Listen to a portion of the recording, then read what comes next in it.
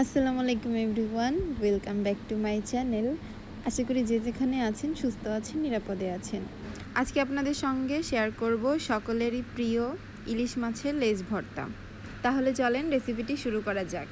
তো এখানে আমি নিয়েছি একটি ইলিশ মাছের লেজটাকে সামান্য লবণ হলুদ মেখে নিয়েছি। তারপর এটিকে লাল লাল করে ভেজে নিব। ভালোভাবে ভাজা হলে মাছটিকে তুলে রাখবো। এরপর মাছটি ঠান্ডা করে কাটাগুলা বেছে নিব।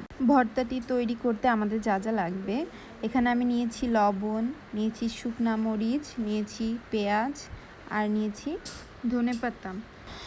ভর্তাটি করতে আমাদের পেঁয়াজটা একটু বেশিই লাগবে, তো আমি এখানে পেঁয়াজটাকে ভালো করে চটকিয়ে নিচ্ছি।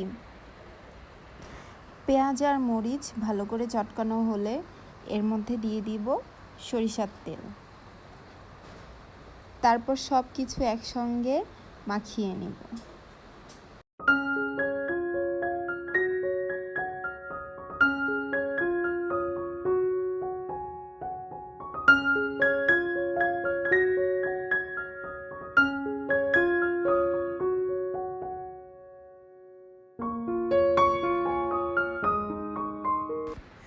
তাহলে রেডি হয়ে গেল আমার ইলিশ মাছের লেজ ভর্তা।